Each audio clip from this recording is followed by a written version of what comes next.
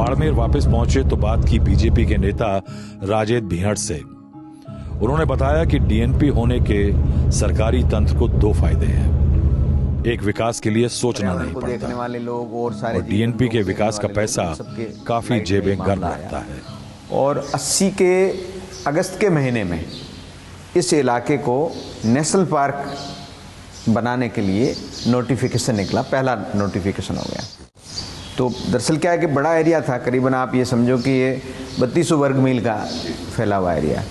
अब 3200 वर्ग मील में इतनी आबादी को आप रिहेबिलिटेट तो कर नहीं सकते, सरकार की भी ताकत नहीं थी कि इतने लोगों को कैसे करें।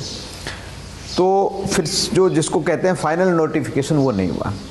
तो सुप्रीम कोर्ट की एक रूलिंग है कि मान लो एक दफ़े भी कोई यदि नोटिफाइड हो गया एरिया तो उसको वन विभाग का एरिया मान लिया जाता है कि ये हिंदुस्तान के जो मोस्ट बैकवर्ड पेचेज जो आप छांटेंगे 4-5 तो उनमें से ये एक है। हिंदुस्तान के सबसे लोएस्ट पर कैपिटा इनकम के इलाके यदि आप छांटेंगे उनमें से एक है।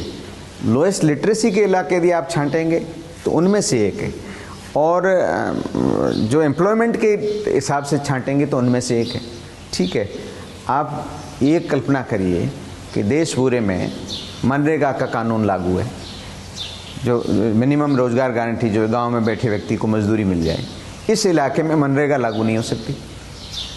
तो ये जो 1.25 लाख की आबादी है, इसको वास्तव में भगवान भरोसे लोगों ने छोड़ दिया। इसमें कई तरह की लैक्स है, जैसे कि जो अवेलेबल कानून है उसमें भी कुछ हो सकता है, लेकिन ये हमारी जो तो नेताओं की मैं उस पर कोई ज़्यादा हमारी बिरादरी भी टिप्पणी नहीं करूँगा।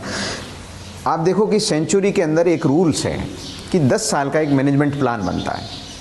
कोई भी सेंचुरी है वहाँ पर ये वाइल्ड लाइफ का एक्ट है कि 10 साल का एक मैनेजमेंट प्लान बनता है।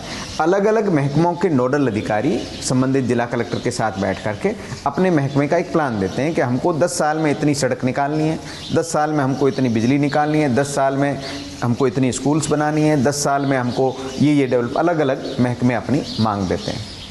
आपको जान करके हैरत होगी कि ये मैनेजमेंट प्लान की मीटिंग न तो कभी यहाँ हुई। 2017 में सेंट्रल गवर्नमेंट ने एक कुछ सब जगह प्रॉब्लम आ रही थी तो एक परिवेश करके एक पोर्टल बनाया है।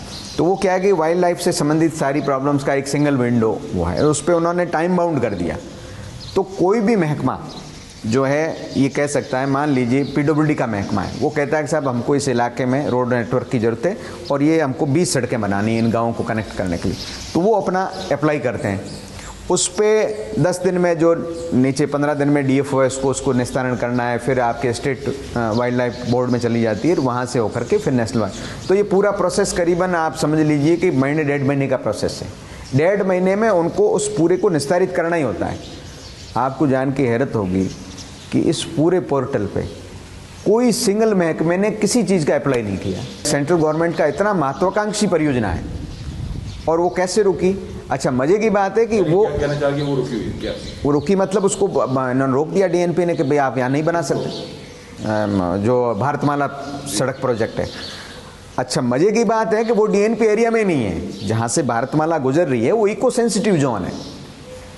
ठीक है, अच्छा इतनी बड़ी मजाक है। आप देखिए कि कोटा है, उधर रणथंबोर है, उनमें नेशनल पार्क के बीच में से 4 लेन हाईवे निकल रहे हैं, नेशनल पार्क। और ये इतना डिफेंस की दृष्टि से इतना सेंसिटिव इलाका है, कल को आपकी वार हो जाए तो आपका इतना बड़ा मूवमेंट होने के लिए ये सड़क है। ठीक है, आपने उसको रोक दी, मजाक में रोक, जो आपके पार्ट में नहीं है। ये भी एक बड़ा खेल है सर, जैसे आप ज़्यादा जानते हैं, दिल्ली में विराजते हैं। तो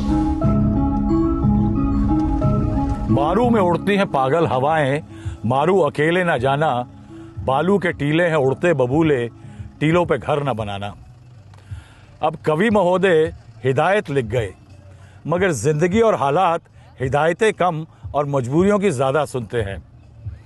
50 सालों में डीएनपी इलाके के लोग महज वोटर बन के रह गए। जमहूरियत के गुजर के निशान यहां दिखाई नहीं देते, दिखाई देती हैं तो सिर्फ खराशें। हम बाड़मेर से दिल्ली के लिए निकल लिए। सुकून था कि कम से कम 1.5 लाख लोगों की जिंदगी की बेनूरी को दिखा पाएंगे, मगर एक दर्द पहलू में जिंदा रहा। कुछ दिनों में हमारी भी शुमारी होगी उन लोगों में जो इनका हाल जानकर भी उनको भूल गए।